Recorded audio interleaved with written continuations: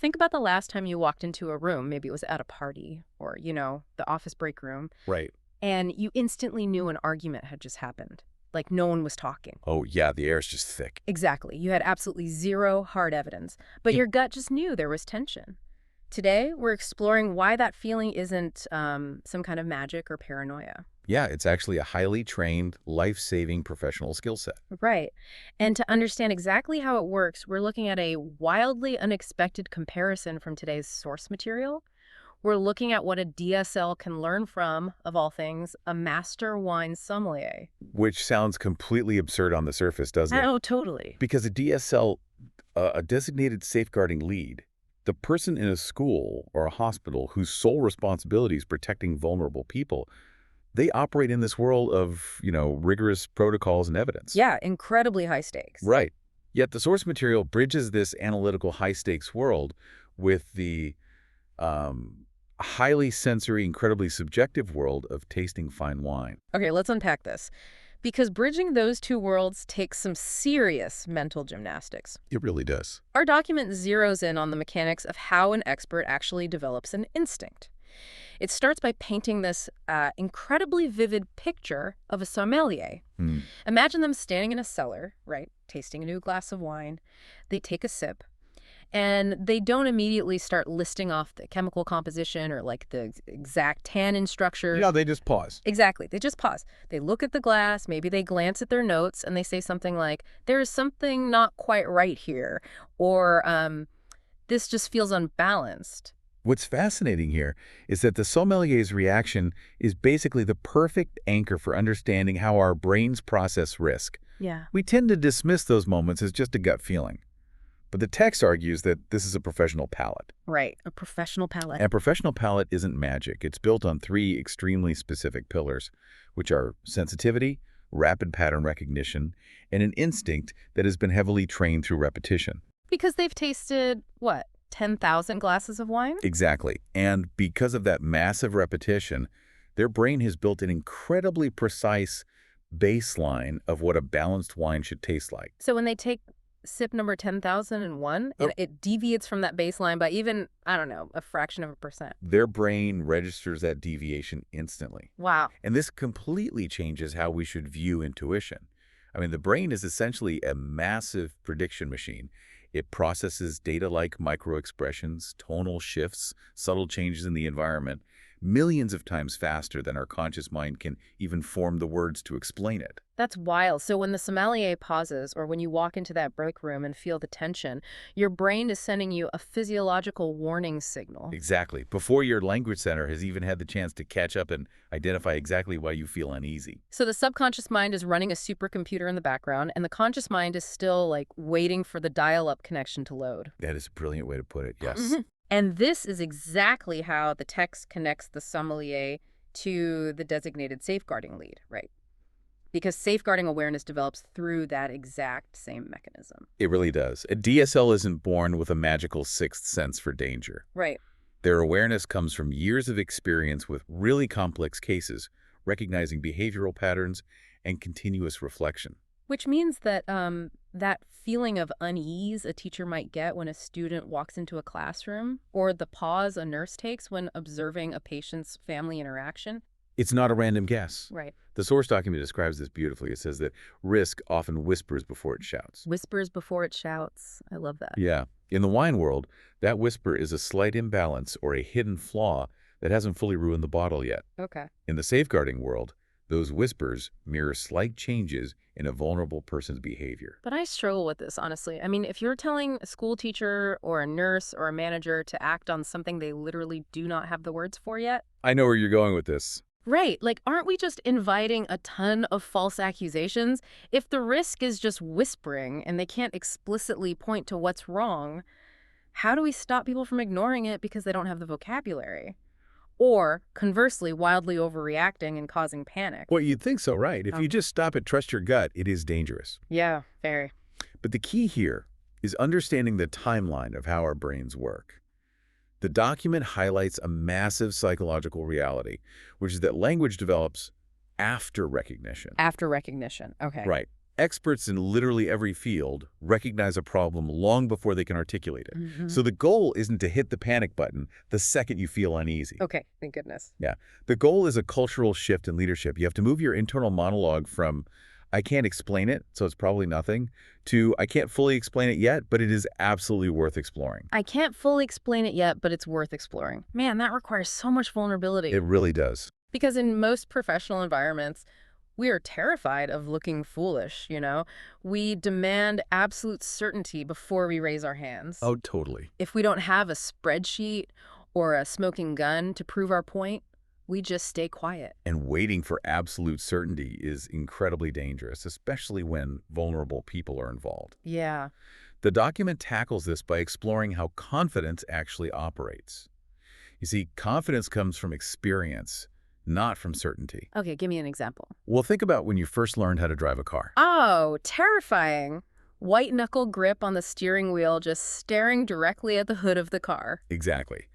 When you're a novice driver, you need 100% certainty. You're consciously thinking about where your hands are, checking every mirror 3 times, trying to actively calculate the distance of the car in front of you. Sweating bullets the whole time. Right. But jump forward 10 years, you're driving on the highway, and suddenly you just, ease off the gas pedal. You just know the guy in the next lane is going to cut you off before his blinker even comes on. Oh, wow, yeah. That happens all the time. Right. You didn't have absolute certainty, but your brain recognized the slight drift of his tires, the subtle change in his speed, the whispers. I really love that comparison. The experience allows you to confidently sense the drift before the crash happens. Precisely. And the text provides really concrete examples of what those whispers look like when we're talking about human beings. It's not usually a dramatic cry for help. No. Where? It's a slight emotional withdrawal from someone who's normally outgoing. It's a minor, seemingly harmless inconsistency in a story they tell about their weekend. Yeah. These are low-level concerns, but they reveal emerging patterns. And the strategic reality is that the earlier you notice those subtle signals, the more options you have to act. Makes sense. If you wait for the whisper to become a shout, if you wait for absolute, undeniable certainty, the risk has already escalated. The vulnerability is no longer emerging. It's active. The damage is likely already happening. Okay, here's where it gets really interesting, because the host in me still wants to push back on the false alarm issue. Go for it. If we're actively encouraging professionals to trust these low-level concerns without hard evidence, how does a DSL ensure they aren't just letting their own biases run wild? Well, that is the exact trap the source warns about, and it provides a very clear safety net. The mantra the document offers is, trust your training, but test your thinking. Trust your training, test your thinking. Okay. Go back to our sommelier. When they taste that unbalanced wine, they don't immediately throw the bottle against the wall and scream that the vineyard is ruined. Right, they take another sip, they swirl the glass. They test their thinking. They might ask a colleague, hey, taste this. Am I crazy or is there too much acid here? Ah, I see. In safeguarding, you must trust that initial gut concern, but then you immediately transition into seeking clarity and corroboration. Safeguarding judgment isn't just intuitive, it's highly analytical. So you treat the gut feeling as a hypothesis, not a conclusion. Precisely. You force your brain to start finding the language. Yeah. You ask yourself, what am I actually noticing here? Right. Then you look for patterns. You check with colleagues. Hey, have you noticed anything different about Sarah's participation in morning meetings lately? You're actively trying to corroborate the whisper to see if it turns into a clear sentence. You're gathering the data to back up the supercomputer's initial warning ping. Exactly. And that naturally brings us to a deeply important section of the document. The author includes a section literally called the honest bit, where the sommelier analogy breaks down. Yeah, we have to talk about this. Because, let's be real, no matter how elegant the wine metaphor is, swirling a glass of Bordeaux is not the same as protecting a human being's life. Far from it. And the text is incredibly responsible in drawing a hard line here. Yeah. It explicitly outlines what DSLs must absolutely not take from sommelier. Right. You cannot rely on instinct alone when someone's well-being is on the line. A sommelier is ultimately making a subjective evaluation based on their personal expertise, and the outcome is incredibly low risk. Yeah, if a sommelier gets it wrong, someone has a slightly disappointing dinner. Exactly. But a DSL is engaging in evidence-informed decision-making with strict professional accountability. The consequences are incredibly high stakes. Totally different ballgame. It makes me think of a different analogy. It's like a pilot flying a commercial airliner. Oh, that's good. A great pilot develops an intuitive feel for the aircraft. They can feel the subtle vibrations in the floorboards. They sense how the plane is responding to the wind shear. Right? That intuition is crucial. It's their early warning system. But they still have to look at the instrument panel. They have to read the dials, the altitude meters, the radar, because if they ignore the instruments and just fly blind on a gut feeling, a crash is catastrophic. You can't just order a different plane. If we connect this to the bigger picture, that pilot analogy perfectly explains the mechanics of what the source document is demanding. Yeah. Yeah, the pilot's feel for the vibrations is the careful noticing. It's the whisper. But the instrument panel is the hard evidence. This is exactly why the text insists that while noticing is the essential first step, the spark that starts the investigation, evidence and accountability must ultimately drive the final action. You use your instinct to guide where you look, but you use the evidence to make the final call. That is such a crucial distinction. The gut feeling tells you to check the radar, but the radar tells you if you actually need to reroute the plane. Exactly. So what does this all mean when we talk about scaling it? Because having one rockstar DSL with a great palate for risk is fantastic, but if the rest of the organization is completely oblivious, things are still going to fall through the cracks. How do you build an entire culture around this? The document addresses this system-level challenge head-on. It explains that leadership has to move from being purely reactive to becoming developmental. Okay, what does that look like? You have to build a culture where staff genuinely trust their professional noticing. And more importantly, where they feel completely safe raising those low-level concerns without fear of being laughed at or dismissed for lacking solid proof. The text poses a really piercing question for anyone in leadership. It asks, do your staff feel confident acting on something not quite right? Or do they wait for certainty before raising concerns? Yeah. Because if your team is waiting for absolute certainty, your early warning system is completely broken. Exactly. And to fix that, the document breaks down the practical application into 3 operational tiers, which it calls pastoral systems. Let's walk through those. Let's look at the mechanics of these tiers because they're essentially the blueprint for scaling intuition. The first tier is the foundations. This is basic, safety, and care.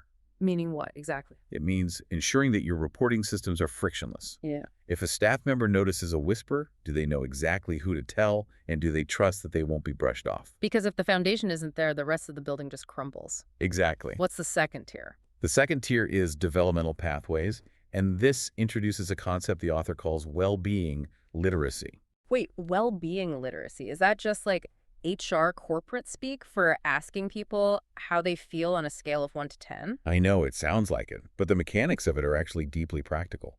Well-being literacy is about creating a shared language. Okay. Think about a vulnerable person, maybe a young student, who doesn't have the vocabulary to explain that they're feeling deep anxiety. Because they don't have the words, their anxiety manifests as disruptive behavior or sudden withdrawal. Right. If we actively teach that person the vocabulary to identify and communicate their own emotional state, we're meeting the staff's observation halfway. We're giving them the words so the staff doesn't have to constantly decode the whispers. That makes perfect sense. You're giving both the observer and the vulnerable person the exact same dictionary. Right. It turns a mysterious behavioral shift into a clear conversation. Exactly. And that leads to the final tier, which is leadership and professional growth. Which is when This is the ongoing, continuous refinement of the organization's palette. It means holding regular debriefs, discussing those low-level concerns as a team, and continuously asking, hey, what did we notice this week? Did any of those whiskers turn into a pattern? So what does this all mean for you listening to this right now? Maybe you don't work in education or healthcare, or maybe you work in tech or finance, or you're just trying to navigate your family dynamics and friendships. Right. How do we build this professional palette in our own lives? Well, the beauty of this framework is that it translates to almost every human interaction. Because fundamentally, we all have pastoral duties to the people we care about. Oh, absolutely. You do not need the official title of designated safeguarding lead to notice when a coworker's camera is suddenly always off during meetings, or when a highly talkative friend starts giving one-word answers. Yeah, the mechanics are exactly the same. Your brain is recognizing a deviation from their baseline behavior. You're sensing the slight imbalance in the wine. And the lesson for everyday life is, do not wait for a full-blown crisis before checking in. If you sense that subtle imbalance, trust that low-level concern. Yeah. Treat it as a hypothesis. Test your thinking. Send a quick message. Ask them to grab a coffee. You don't need absolute certainty to show someone that you're paying attention to them. You don't need certainty to show you care. I absolutely love that takeaway. It's powerful. We have covered some genuinely incredible ground today. We started with the vivid image of a master sommelier pausing over a glass of wine, trusting their senses when something just felt unbalanced. We broke down the psychology of how that gut instinct is actually a supercomputer in your brain, running rapid pattern recognition built over years of experience. And we explored the mechanics of why waiting for certainty is so dangerous, using the evolution of a novice driver to an experienced one, proving that confidence is born from experience, not absolute proof. Right. And we discussed the absolute necessity of trusting our training while rigorously testing our thinking. We grounded all of that in the reality of the pilot analogy, acknowledging that while intuition is the vital early warning radar, hard evidence and the instrument panel must drive the final action. Yeah. And finally, we looked at how to scale this through well-being literacy, giving everyone the shared vocabulary to turn dangerous whispers into actionable conversations. Exactly. To wrap up our deep dive today, I want to read the final reflection straight from the source document directly to you. It says, "The sommelier doesn't ignore the subtle imbalance. They pause. They consider. They trust their training. Safeguarding demands the same discipline, not assumption, not overconfidence, but careful noticing, thoughtful reflection, and the confidence to act when something feels wrong, even before you can fully explain why." Wow. And the author leaves us with this powerful question to carry forward. What is currently giving me a sense that something isn't quite right, and am I paying enough attention to it? This raises an important question, though, building on everything we have unpacked today. What's that? If our gut instinct is essentially just a biological database of rapid pattern recognition built from our own past experiences, what happens if our database is inherently limited? Oh, that's interesting. We have to wonder, how might our own personal blind spots or a lack of diverse life experiences be completely filtering out critical whispers from people whose cultural or behavioral patterns simply don't look exactly like our own? Wow. If your palate has only ever tasted one specific kind of wine, you might completely misunderstand a complex, different vintage. Exactly. You might mistake a unique characteristic for a flaw, or miss a real flaw entirely. That is an incredible thought to leave on. Thank you so much for joining us for this deep dive. As you go about your week, think back to that room where you felt the argument lingering in the air. Your instincts are constantly gathering data. The whispers are always there. The only question is, are you finally ready to listen to them? We will catch you next time.